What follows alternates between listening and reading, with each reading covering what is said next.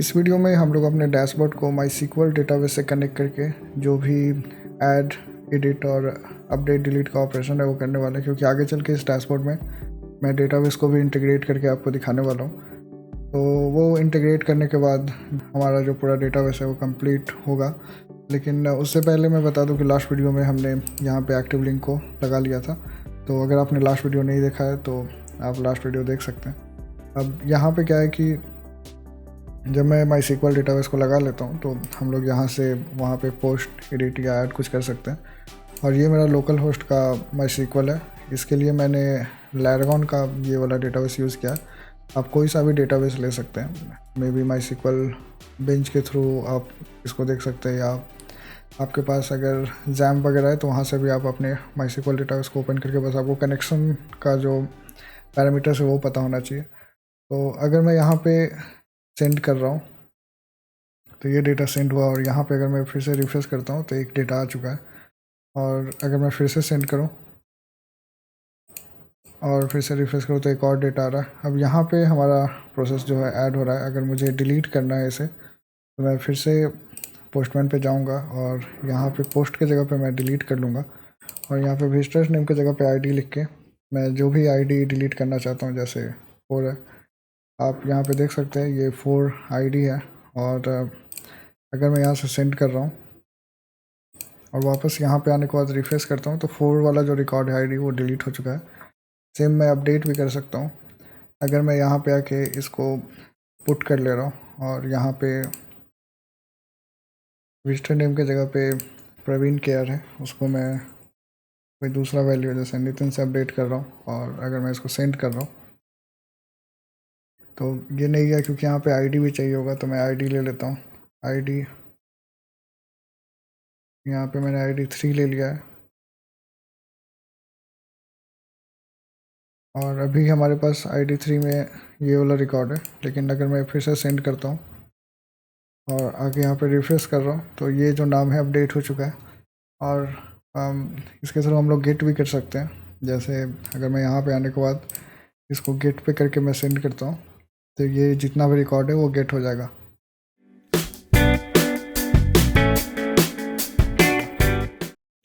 तो next year से MySQL को कनेक्ट करने के लिए सबसे पहले हमें MySQL 2 का npm पैकेज चाहिए होगा। तो आप अगर MySQL 2 npm लिखते हैं तो ये आपके सामने आ जाता है, और यहाँ पे जो इंस्टॉलेशन का कमांड है इसको कॉपी कर लेना है। और यहाँ पे मैं नया टर्मिनल ओपन करके इसको इंस्टॉल कर लेता हूँ।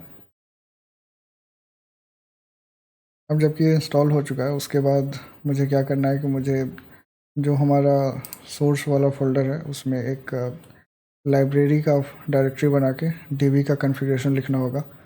तो हमें आसानी हो इसलिए मैंने पहले ही से कोड अपने गिट पे रख दिया है। इसका लिंक मैं आपको दे दूंगा। तो उसके लिए आपको github.com गिटहब का रिपोजिटरी है Next.js 13 MySQL कनेक्शन, वहाँ पे आ जाना है आपको। और यहाँ पे आने के बाद आप अगर सोर्स के अंदर जाते हैं, यहाँ पे आपको लाइब्रेरी और ऐप मिल रहा है। तो ऐप के पहले मैंने लाइब्रेरी क्रिएट किया है, तो सेम मैं यहाँ पे भी सोर्स में एक डायरेक्टरी लाइब्रेरी के नाम से क्रिएट कर लूँगा, और इसके अंदर एक db.js का फाइल आ जाएगा। और अगर मैं फिर से यहाँ लाइब्रेरी में आता हूँ तो हमारे पास db.js का फाइल है, और अगर मैं इस पर क्लिक करूँगा तो ये कुछ कॉन्फ़िगरेशन है जिसमें कि जो MySQL 2 है इसको पहले इंपोर्ट किया जा रहा है और उसके बाद इसमें पैरामीटर्स को पास किया जा रहा है। तो इसको मैं कॉपी कर लेता हूँ, और ये कॉपी करने के बाद यहाँ पे जो हमारा env वाला फाइल है Next.js config.js में हम लोग अपना env वगैरह सेटअप करेंगे, जिसमें कि हमारा होस्ट, पोर्ट, डेटाबेस वगैरह का डिटेल्स आएगा। और इसमें क्या हो रहा है कि पहले ये DB कनेक्शन आ रहा है, और यहाँ पे जो DB कनेक्शन है वो एग्जीक्यूट करेगा क्वेरी को, जो भी क्वेरी हम पास करते हैं ऐड, एडिट, अपडेट, डिलीट का तो वो क्वेरी यहाँ पे पास होगा और उसके अकॉर्डिंग हमें रिजल्ट्स मिलता है। तो सबसे पहले मैं यहाँ तक अगर आपने कर लिया है, मतलब आपको बस ये फाइल को कॉपी पेस्ट करना है, ये वन टाइम प्रोसेस है। उसके बाद आप अपने डेटाबेस को कनेक्ट कर सकते हैं। उसके लिए फिर आपको Next.js का जो कॉन्फ़िग वाला है यहाँ पे जाना है, और इसके बीच में हम लोग env का वेरिएबल्स डालेंगे। तो वो मैं यहीं से ले लेता हूँ। आपको भी बस ये स्टेप्स को फॉलो करना है और उसके बाद अपने अकॉर्डिंग आप चेंजेस करके देख सकते हैं, जो कि हम लोग आगे करने वाले हैं। धीरे धीरे हम लोग आगे अपने डैशबोर्ड को काफ़ी एडवांस बनाएंगे। यहाँ पे मैं ENV को कॉपी कर लूँगा और ऐसे पेस्ट कर दिया। इसको हम लोग चाहे तो .env फाइल में भी रख सकते हैं या फिर यहाँ पे भी रख सकते हैं, कोई डिफरेंस क्रिएट नहीं होगा। बस जब हम लोग .env फाइल में रखते हैं तो आगे में नेक्स्ट पब्लिक ऐसा कुछ लगाना पड़ता है, लेकिन यहाँ पे ये डायरेक्टली MySQL होस्ट वगैरह जो है आ गया। अब यहाँ पे हमारा डेटाबेस का कनेक्शन होगा।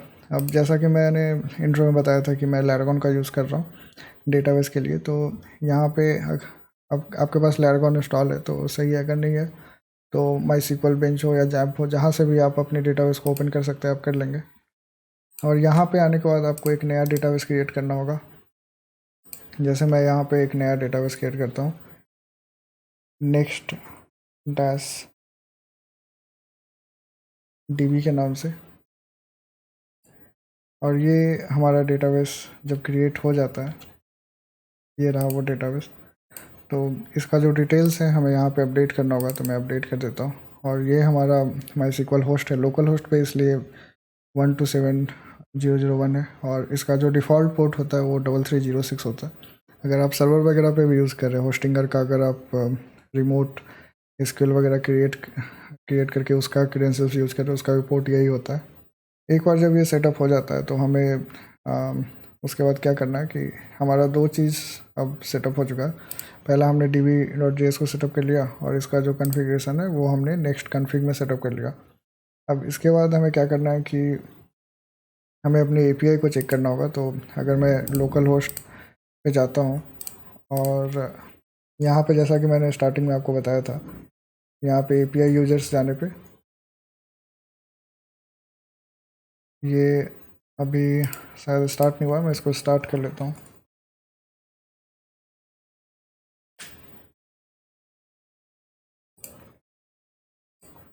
और अगर मैं फिर से इसको रिफ्रेश करूँ,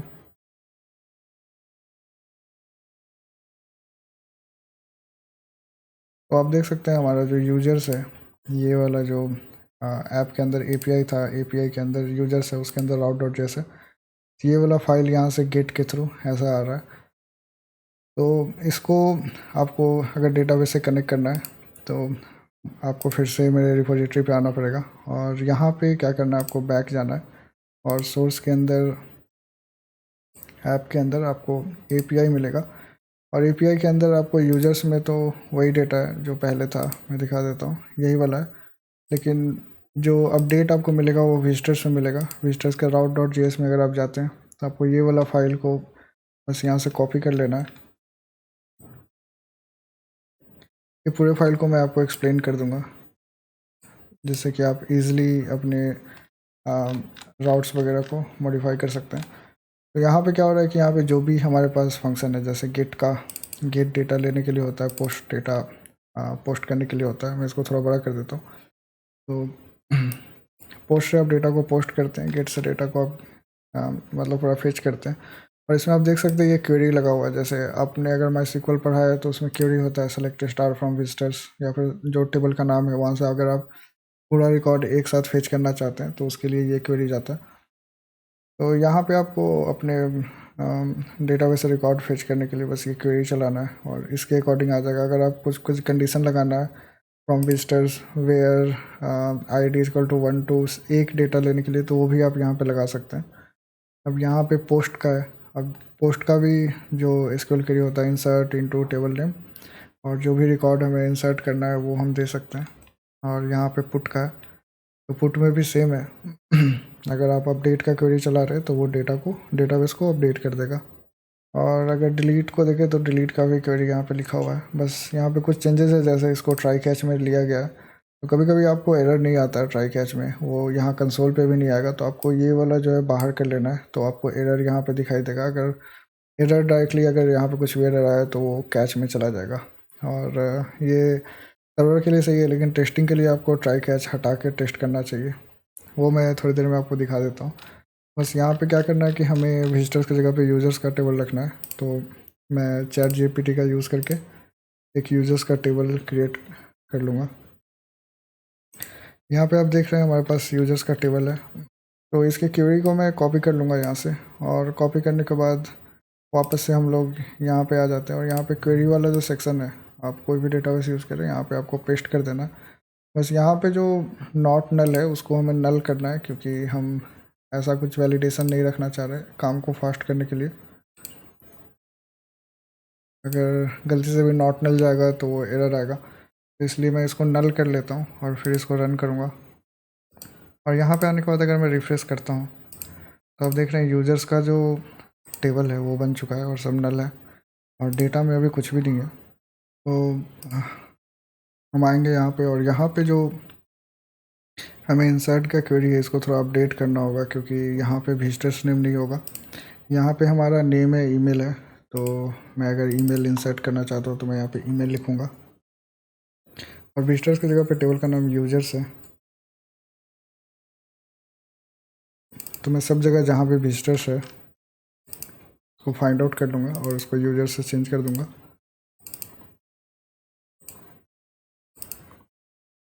अब उसके बाद जो इंसर्ट करने का प्रोसेस है उसमें क्या है कि हम यहाँ से विजिटर्स नेम ना लेकर के ईमेल लेंगे, और यहाँ पे भी हमारा जो वैल्यू है वो ईमेल के थ्रू इंसर्ट होगा।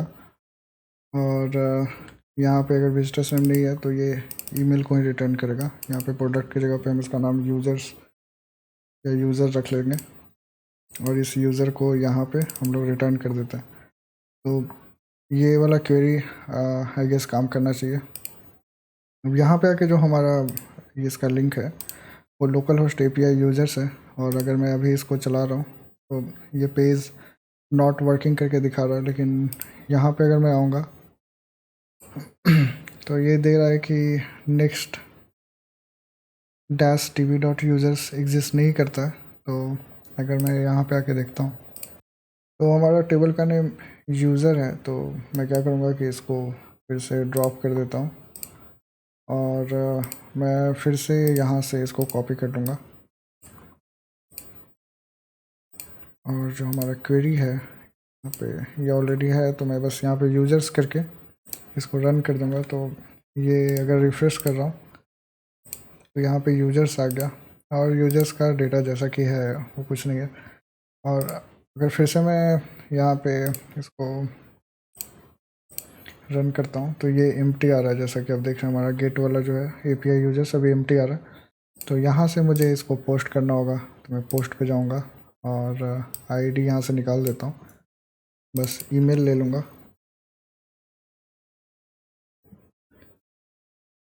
Praveen@, और अगर मैं इसको सेंड करता हूँ तो ये पोस्ट हुआ नहीं, क्योंकि यहाँ पे विजिटर्स नहीं है, तो मुझे यहाँ पे यूज़र्स लेना होगा। और अगर मैं फिर से सेंड करूँ तो हमारा डेटा यहाँ पे पोस्ट हो गया है, अभी आप देख सकते हैं ये पोस्ट हो गया। और अगर मैं यहाँ आके इसको रिफ्रेश करता हूँ तो ये जो डेटा पोस्ट हुआ है यहाँ पे आ रहा है। तो इतने आसानी से हम लोग अपने माई सीक्वल को नेक्स्ट डे से कनेक्ट कर सकते हैं। अब इसमें क्या करना है कि हमें और भी डेटा पास करना होगा, जैसे कि यहाँ पे इंसर्ट इनटू वैल्यूज़ ईमेल है, अगर मुझे नेम भी ईमेल से पहले मुझे नेम अगर इंसर्ट करना है तो मैं यहाँ पे नेम ऐड कर दूँगा, और यहाँ पे जो है यहाँ पे स्पेस देके इसके पहले मुझे नेम लिखना होगा, तो मैं नेम लिख लेता हूँ। और यहाँ पे एक और क्वेश्चन मार्क आ जाएगा, यहाँ पे भी मैं ठीक वैसे ही कर लूँगा, नेम ईमेल। और अगर मुझे वापस रिस्पांस में नेम ईमेल दोनों चाहिए तो मैं यहाँ पे नेम कर लूँगा।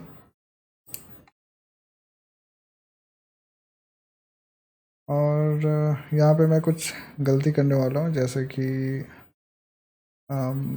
मैं क्या करूँगा, ईमेल की जगह पे मैं ईमेल्स कर देता हूँ और फिर इसको सेव कर दिया। और अगर मैं यहाँ पे वापस से पोस्ट कर रहा हूँ तो आप देख रहे हैं ये जो एरर आया स्टेटस 500 आया, लेकिन इसी एरर को अगर हमें डिटेल में देखना है तो हमें क्या करना होगा कि इसको ट्राई कैश से बाहर निकालना होगा। अगर मैं इसे ट्राई कैश से बाहर निकाल लूँ और नीचे वाले कोड को कमेंट कर दूँ,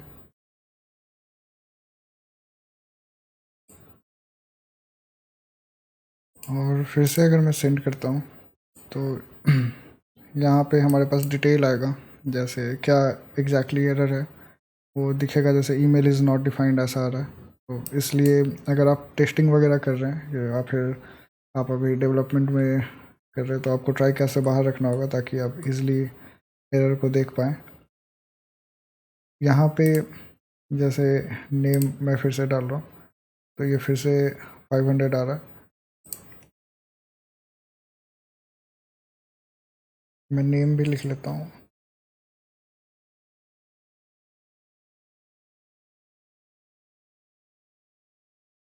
ईमेल आईडी को प्रवीण2 करके मैं सेंड करूँगा। तो आप देख रहे हैं जो हमारा ईमेल आईडी है यहाँ पे आ चुका है। पिछली बार जो एरर आया था वो शायद यहाँ पे यूनिक वगैरह होगा ईमेल, यूनिक नहीं है, मे भी किसी कारण से एरर आया होगा। लेकिन अभी हमारा जो इनसाइट वाला है वो प्रोसेस सही से काम कर रहा है, मतलब हम लोग आसानी से पोस्ट कर पा रहे हैं और डेटा को यहाँ से गेट भी कर पा रहे हैं। यहाँ पे आप देख सकते हैं हमारा डेटा गेट हो गया। और अगर मुझे अपडेट करना है तो वो भी हम लोग कर सकते हैं। बस यहाँ पे सिलेक्ट फ्रॉम यूजर्स है, यहाँ पे भी सिलेक्ट फ्रॉम यूजर्स है, जहाँ पे विजिटर नेम की जगह पे हमें ईमेल लिखना होगा। यहाँ पे मैं ईमेल लिख दूँगा।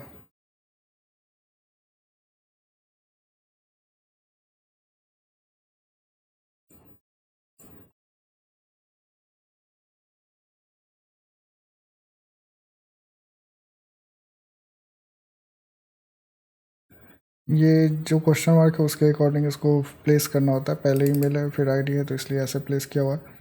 अब इसके बाद यहाँ पे ईमेल आ जाएगा।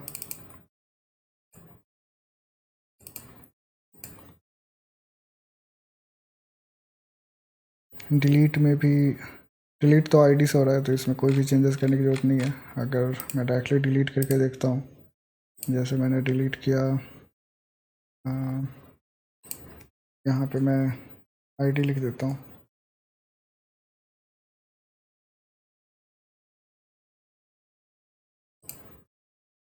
अब देख रहे हैं 1 वाला जो रिकॉर्ड है वो डिलीट हो चुका है।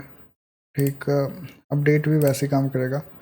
अगर मैं यहाँ पे पुट कर रहा हूँ 1 तो डिलीट हो गया तो मैं 2 लिख लेता हूँ और प्रवीण की जगह पे प्रवीण कुमार कर दिया मैंने।